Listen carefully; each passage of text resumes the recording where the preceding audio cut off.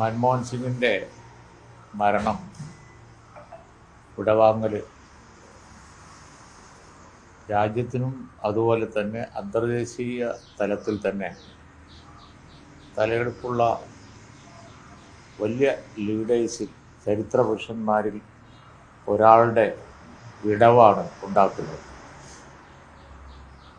ഇന്ത്യയുടെ സാമ്പത്തിക വളർച്ചയിൽ സുപ്രധാനമായ പങ്കാണ് ഈ മൻമോഹൻ സിംഗ് വഹിച്ചത്. ആദ്യത്തെ മന്ത്രിസഭയിലെ ധനകാര്യ മന്ത്രി എന്നുള്ള നിലക്ക് തുടങ്ങിയ അദ്ദേഹത്തിൻ്റെ സാമ്പത്തിക പരിഷ്കാരം കുറേ കൂടി നേരത്തെ തുടങ്ങിയിരുന്നുവെങ്കിൽ രാജ്യത്തിൻ്റെ വളർച്ചാ നിരക്ക് ഇന്നത്തേതിനേക്കാൾ കൂടുതലാകുമായി.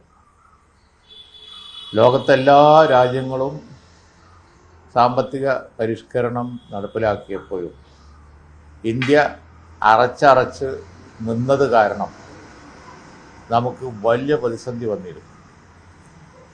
കരുതൽ ധനശേഖരം അതുപോലും മൈനസായ സ്ഥിതിയായിരുന്നു രാജ്യത്ത്. ആ ദുരവസ്ഥയിൽ നിന്ന്, അന്നൊക്കെ ഉണ്ടായിരുന്ന ഗവൺമെൻറ്റുകളുടെ കാലത്തുണ്ടായിരുന്ന ദുരവസ്ഥയിൽ നിന്ന് രാജ്യത്തെ രക്ഷിച്ചത് ശ്രീ മൻമോഹൻ സിംഗിൻ്റെ വൈദഗ്ധ്യം ഒന്നുകൊണ്ട് മാത്രമാണ്. അദ്ദേഹം പ്രധാനമന്ത്രിയായിരുന്ന കാലത്ത് ഇന്നിപ്പോൾ ഗ്ലോബലൈസേഷൻ എന്ന് വിളിക്കുന്ന സാമ്പത്തിക പരിഷ്കാരം നടപ്പിലാക്കാത്ത രാജ്യങ്ങൾ ലോകത്തില്ല.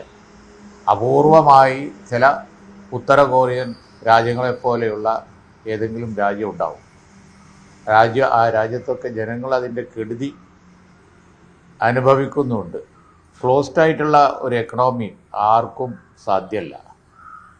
ഇത് നേരത്തെ മനസ്സിലാക്കി വലിയ റെസിസ്റ്റൻസും അതുപോലെ തന്നെ എതിർപ്പ് പല തരത്തിൽ പൊളിറ്റിക്കലായിട്ടൊക്കെ ഉണ്ടായിട്ടും മൻമോഹൻ സിംഗ് തൻ്റെ കാഴ്ചപ്പാടിൽ ഉറച്ച് നിന്നതുകൊണ്ട് ആണ് സത്യത്തിൽ രാജ്യം ഇത്രയെങ്കിലും ഒരു സ്ഥിതിയിൽ എത്തി നിൽക്കുന്നത്.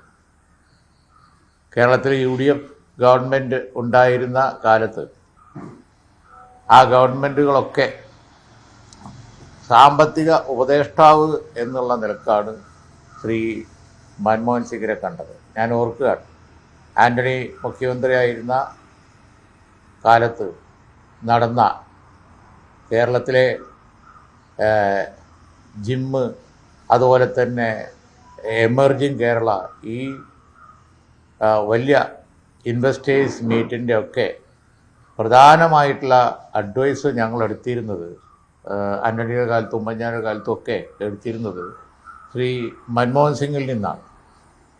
അന്ന് ധനകാര്യമന്ത്രി ആയിരിക്കെ അദ്ദേഹം എൻ്റെ വസതിയിൽ ചേർന്ന ഒരു ചർച്ചയിൽ അന്ന് അദ്ദേഹം ഉപദേശിച്ച ഒരു കാര്യമാണ് അന്നത്തെ ജിമ്മിലേക്ക് നയിച്ചത്.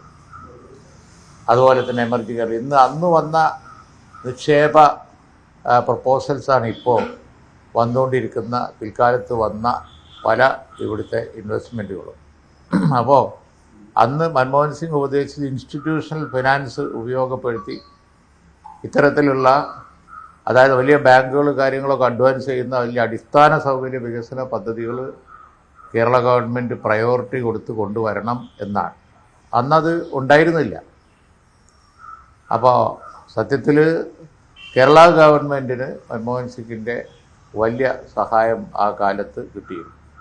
കോൺഗ്രസ് ഗവൺമെൻറ് ഉണ്ടായിരുന്ന കാലത്ത് നമുക്കൊക്കെ അറിയാവുന്നതുപോലെ UPA ഗവൺമെൻറ് ഉണ്ടായിരുന്ന കാലത്ത് കേരളത്തിന് കൂടുതൽ മന്ത്രിമാരുണ്ടായിരുന്നു, കൂടുതൽ പരിഗണന ഉണ്ടായിരുന്നു, സാമ്പത്തികമായി ഒരുപാട് സഹായം കിട്ടിയിരുന്നു. ഇപ്പോൾ വലിയ ദുരന്തം ഉണ്ടായിട്ട് പോലും അരപ്പൈസ കിട്ടാത്ത കാലത്ത് മൻമോഹൻ സിംഗിൻ്റെ രീതി മറ്റൊന്നായിരുന്നു. മൻമോഹൻ സിംഗ് മുഖ്യമന്ത്രിയും അതുപോലെ തന്നെ ഞങ്ങൾ മിനിസ്റ്റേഴ്സും ഡെലിഗേഷനും ചെന്ന് കാര്യങ്ങൾ പറഞ്ഞാൽ ഒരക്ഷരം മിണ്ടാതെ ശ്രദ്ധിച്ച് കേൾക്കുകയും പറഞ്ഞത് മനസ്സിൽ ശരിക്ക് പതിഞ്ഞ ശേഷം അതിനുള്ള ആക്ഷൻ അപ്പോൾ അവിടെ വെച്ച് തന്നെ ഫോണെടുത്ത് ബന്ധപ്പെട്ട വകുപ്പ് മന്ത്രിക്ക് നിർദ്ദേശം കൊടുക്കുകയും ചെയ്യുന്ന രീതിയായിരുന്നു അദ്ദേഹത്തിന്. ടൈം നിശ്ചയിച്ചാൽ കുറച്ച് സമയം ആ ഡെലിഗേഷനോട് ചിലവഴിക്കുക, അതിനകം തന്നെ ആ ജോലി തീർക്കുക എന്നതായിരുന്നു അന്നത്തെ പ്രൈം മിനിസ്റ്റർ ശ്രീ മൻമോഹൻ സിംഗിൻ്റെ ഒരു രീതി. അതിൻ്റെ ഫലം മികച്ച റിസൾട്ടായിരുന്നു. അതുകൊണ്ടാണ് ഉമ്മൻചാണ്ടി മുഖ്യമന്ത്രി ആയ സമയത്തും ഒക്കെ പലപ്പോഴും കാര്യങ്ങൾ നേടിയെടുക്കാൻ കഴിഞ്ഞത്. അപ്പം അങ്ങനെയൊക്കെയുള്ള കേരളത്തിനും അതുപോലെ തന്നെ രാജ്യത്തിനും വലിയ സംഭാവന ചെയ്ത ഒരു വ്യക്തിയാണ് ഇന്ത്യയുടെ ധനകാര്യമന്ത്രി എന്നുള്ള നിലയിലും പ്രൈം മിനിസ്റ്റർ എന്നുള്ള നിലയിലും ശ്രീ മൻമോഹൻ സിംഗ്. സാമ്പത്തിക പരിഷ്കാരങ്ങളുടെ ഉപജ്ഞാതാവ് എന്നുള്ള നിലയിൽ ലോക രാജ്യങ്ങളോട് മത്സരിക്കാൻ ഇന്ത്യയെ പ്രാപ്തമാക്കുന്നതിൽ വലിയ പങ്കാണ് അദ്ദേഹം വഹിച്ചത്. അതിനൊക്കെ പുറമെ മിതഭാഷിയും മാന്യനും ആരെയും നോവിക്കാത്ത വാക്കുകളുമായി എല്ലാ കാര്യങ്ങളിലും ഒരു സമന്വയം സൃഷ്ടിച്ചുകൊണ്ട് കടന്നുപോയ ശ്രീ മൻമോഹൻ സിംഗ് ഒരു ചരിത്ര പുരുഷൻ തന്നെയാണ്. ഇന്ത്യയുടെ മതേതരത്വത്തിനും അതുപോലെ തന്നെ വിവിധ ജനവിഭാഗങ്ങളുടെ ഐക്യത്തിൻ്റെയും ഒരു വലിയ ഉദാഹരണം കൂടിയാണ് ശ്രീ മൻമോഹൻ സിംഗ് പ്രൈം മിനിസ്റ്ററായത്. ശ്രീ സോണിയാഗാന്ധി അതിൽ പ്രത്യേക പ്രശംസ അർഹിക്കുന്നുണ്ട്.